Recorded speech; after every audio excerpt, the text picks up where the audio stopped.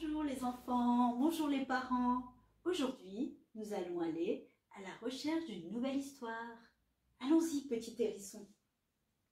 Toc, toc, toc. Tic, tic, tic. Tac, tac, tac. Y a-t-il une histoire par là? La plus belle maman du monde. Marianne Barcillon.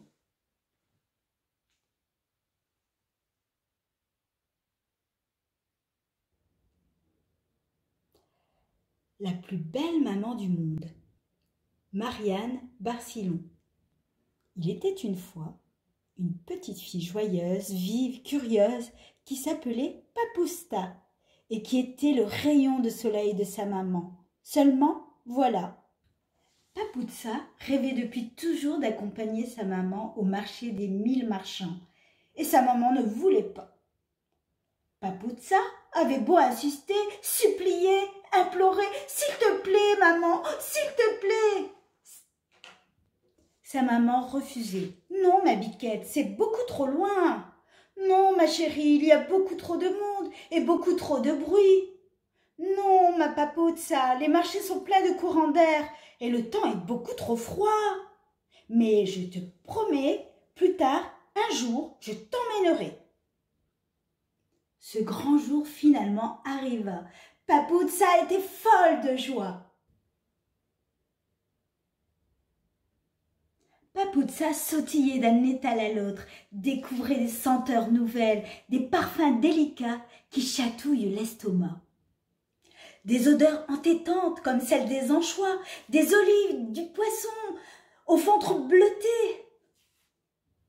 Les pâtisseries de Madame Leila, gorgées de miel et d'amandes grillées. « On goûte, maman? Comme c'est délicieux !» s'exclame Papousta en croquant dans une corne de gazelle. Le stand de Lingli, la marchande d'oiseaux, proposait des rossignols, des canaris, mais aussi des cerfs-volants lestés de sifflets et des tambourins, et qui chantaient dans le ciel.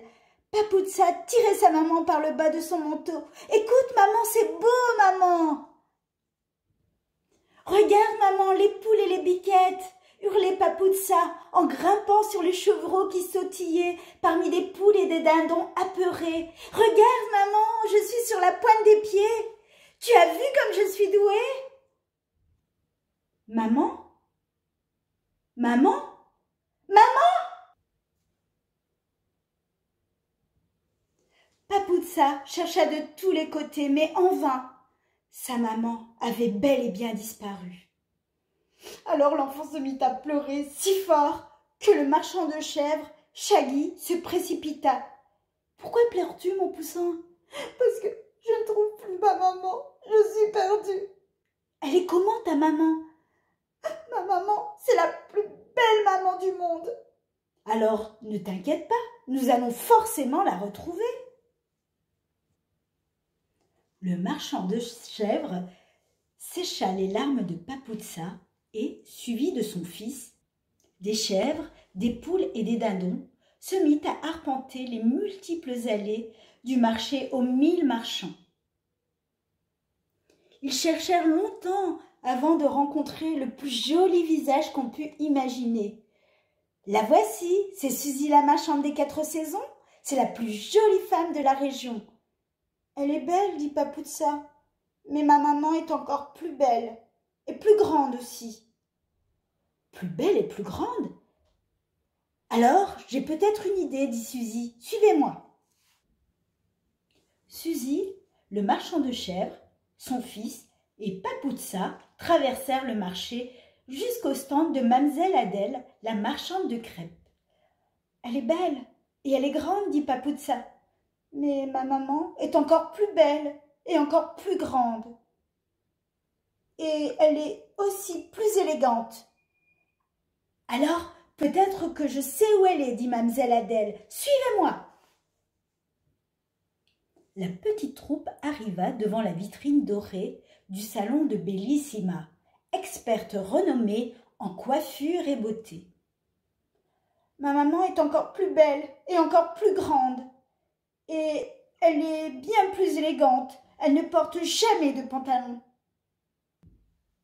Cette fois, personne n'avait d'idée à proposer et tout le monde était bien embêté.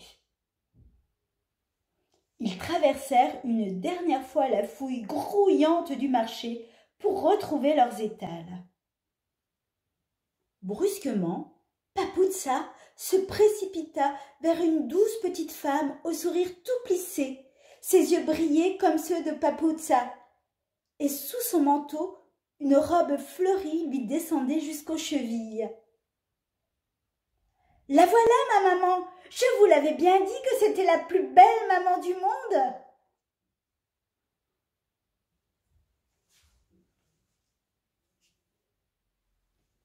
À demain pour une nouvelle histoire.